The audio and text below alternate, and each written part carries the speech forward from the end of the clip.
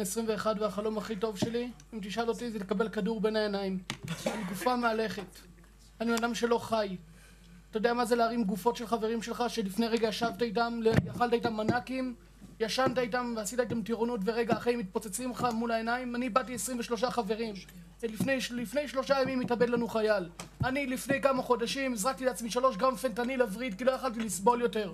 לא יכלתי לראות, אני לא יכול. אני רואה גופות מול העיניים. עכשיו שאני יושב פה בלילה, אני רואה גופות כמו שאני רואה אותך עכשיו.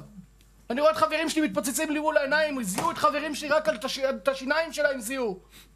חברים, האחים שלי, ומתאבדים פה יום יום. הזרקתי לעצמי 3 גרם פנטניל, הייתי 4 חודשים בקומה, מצב אנוש. ואני לא רוצה לחיות, אני לא יכול לחיות. אי אפשר להמשיך את המצב הזה. הנה, אנחנו פה בשביל להציל חיים.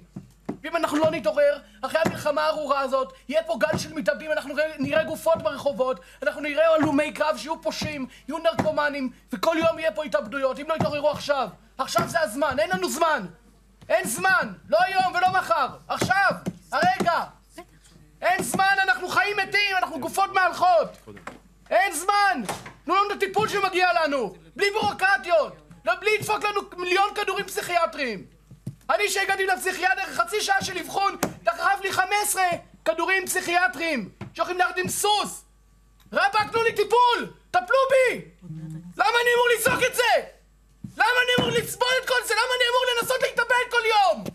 הפכתי להיות אלכוהוליסט. אני הפכתי להיות עני! בחובות של למעלה מ-800,000 שקל. אני מעוקן מכל הכיוונים. אני את האישה הזאתי כמעט הרגתי כמה פעמים בידיים שלי מתוך שינה. אני משתין בלילה, אני מפחד, אני לא ישן בחדר. אם אני לא שותה בקבוק ערק ביום, אני לא עולה לישון. את מדברת איתי על אנשים חדשים? אני RPG עובר לי בראש עכשיו אני מדבר איתכם RPG יריות, אני בתוך הדיני נלחם.